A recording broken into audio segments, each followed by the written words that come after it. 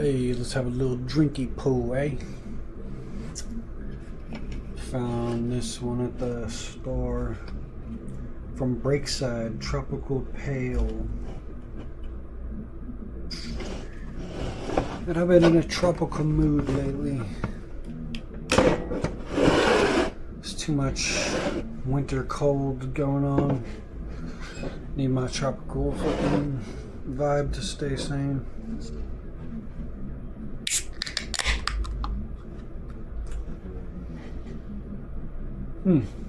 Smells like an IPA. So it's definitely a pale ale there. Oh my god. I'm not a big fan of IPAs, so I might have screwed myself. Actually, when I first read the fucking label, I thought it said tropical ale. So probably not going to enjoy this very much. I think I've had a tropical pale ale before.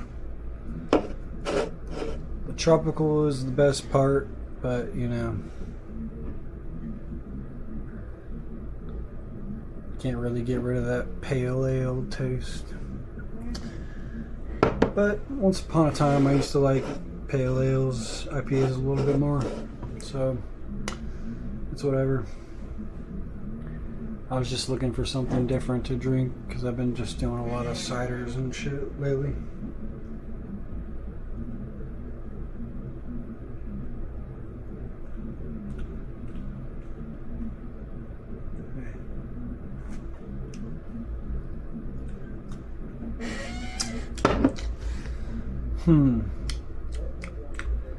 I guess I can taste the tropical side of it a little bit.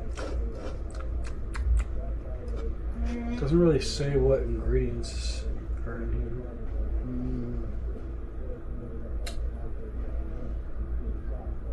Hops and natural flavors.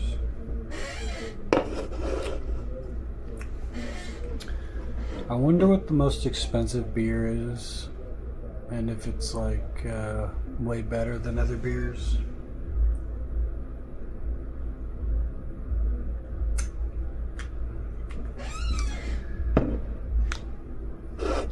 So I don't even know if this one's going to be really a review, because I don't know how to rank this thing. I think this is just going to be a drink along with me video. Fucking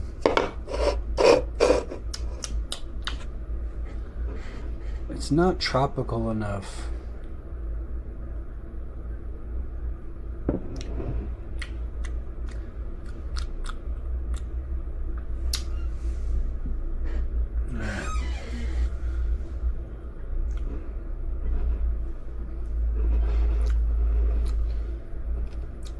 Well, IPA always gives you a back taste, aftertaste.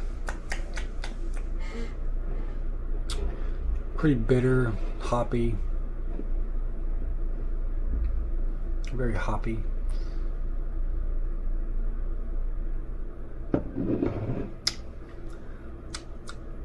I kind of think I should have got this porter. I saw like a porter beer, and I think I would have preferred that one. But, you know, it really is just whatever, man.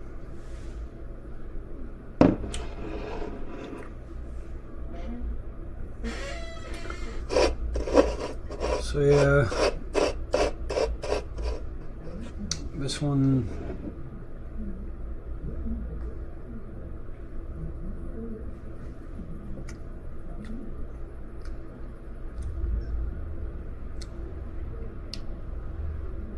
I just can't picture drinking this all the time. And it brings me back to when I kind of did drink IPAs a lot. I used to drink the all-day IPA. That was good while it lasted. But I don't know, lately I've just been switching it up to more like flavored things. Like a espresso stout, chocolate stout.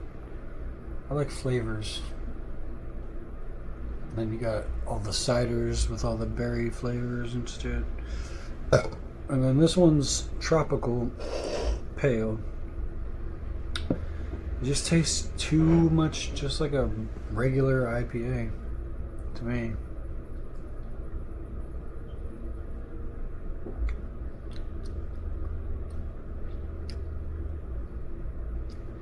Guess you can get a slight hint of the tropical. Some slight fruit taste, but like, look at all the fruit they have on the front. We got a dang orange, pineapple. Look, it's like a dragon fruit, orange, whatever, man, mango. And I'm just not tasting too many flavors here.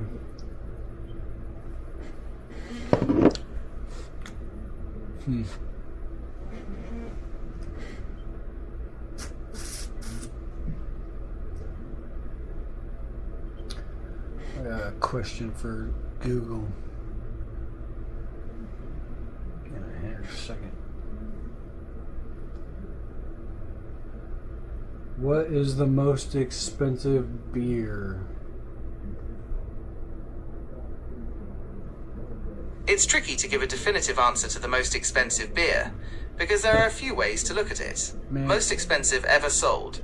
This title likely goes to Allsop's Arctic Ale. A bottle of this 1852 ale, brewed for a polar expedition, sold at auction for a staggering $503,300. The value here was more about the historical significance than the taste.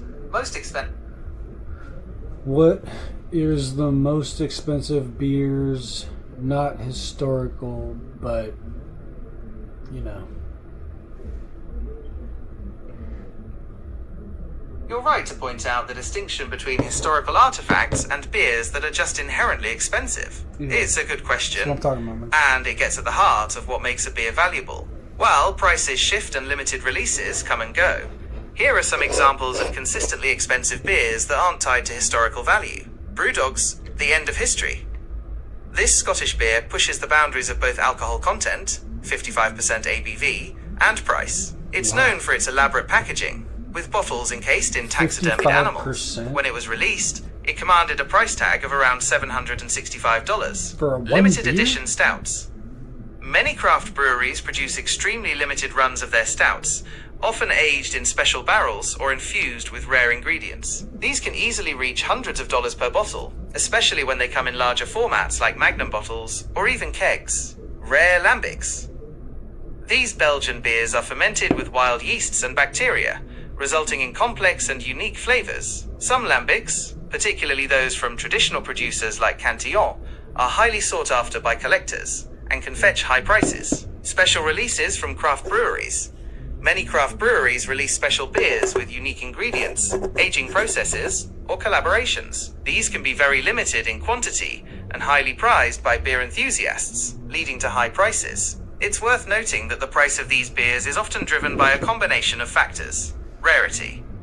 Limited production runs or special ingredients make a beer more exclusive and therefore more expensive. Quality. High-quality ingredients, meticulous brewing processes, and aging contribute to a beer's value. Presentation.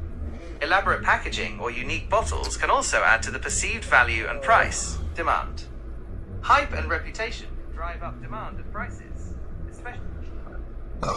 What are some unique beer flavors?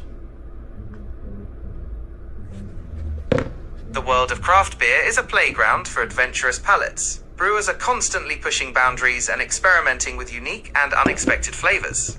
Here are some examples of unique beer flavors you might encounter. Fruity and funky. Tropical fruits. Mango, guava, passion fruit, and dragon fruit are popping up in IPAs, sours, and even stouts, adding a burst of sunshine to your glass. Citrus with a twist. Beyond the usual lemon and grapefruit, you might find beers with yuzu, blood orange, or even Buddha's hand, offering complex and zesty citrus notes. Berries beyond the usual. Think elderberry, boysenberry, or marionberry, adding tartness and depth to sours, lambics, and even stouts. Stone fruit sensations. Apricot, peach, and plum can lend sweet and slightly tart flavors to various beer styles. Savory and spicy. Vegetal wonders.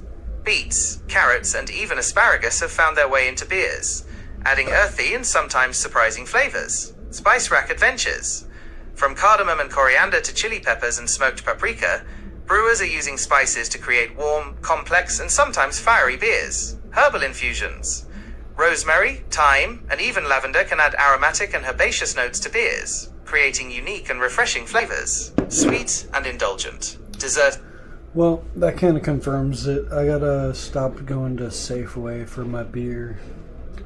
I kind of ran out of a lot of options, but we have a lot of, places to get our unique beers and check out some cooler flavors than Safeway. He said plum. He said like plum. That sounds pretty good. Like, throw some plum in there. That'd be interesting.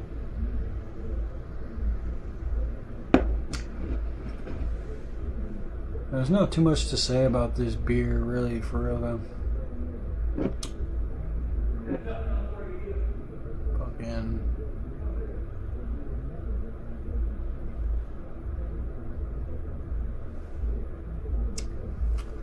It's too,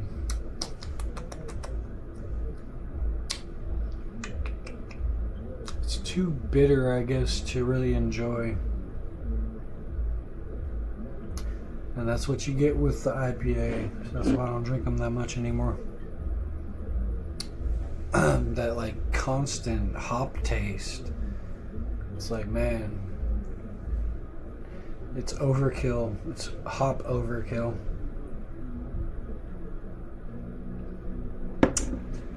And I realize IPAs are pretty cool because a lot of people were, drinking just like Budweiser and shit for a long time, but IPAs get old fast too. IPAs get old fast, Budweiser gets old fast. Shout out Budweiser. That's my next sponsor. I'll talk shit about Budweiser and they'll still sponsor me.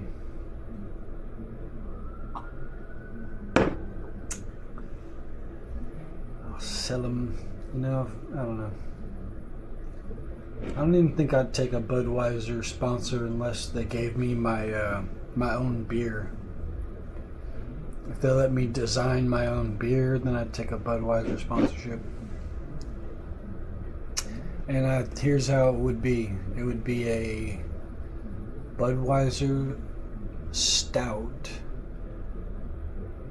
and it would have coffee in it.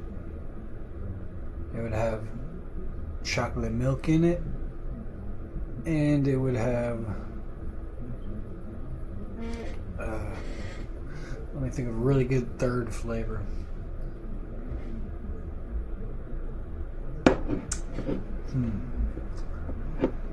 What would go with chocolate milk and coffee? I was thinking caramel, but no, I don't want to do that.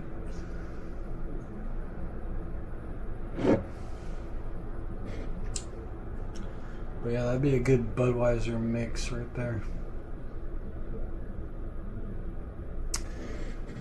Anyways, starting to talk out my ass.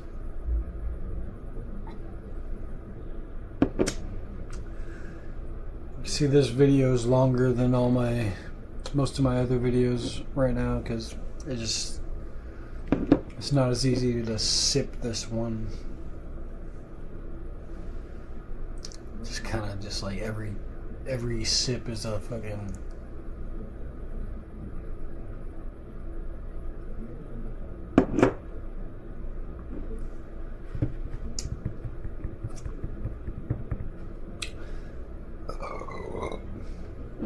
And I guess it's because in the past I've drinking too much of these, and when you throw up an IPA, you're just like you don't want to drink it again for a long time.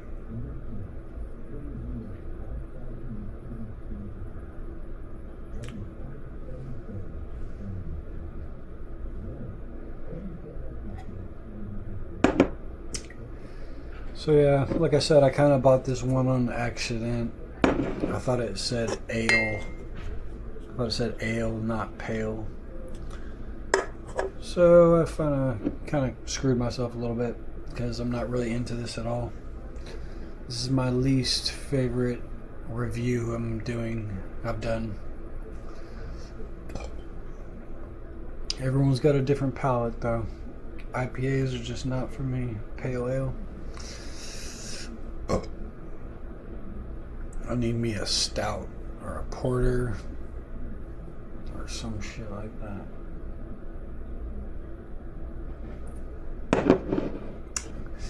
Anyways, I'm gonna leave it there. Catch me on the next one. Surprise flavor next time. Peace.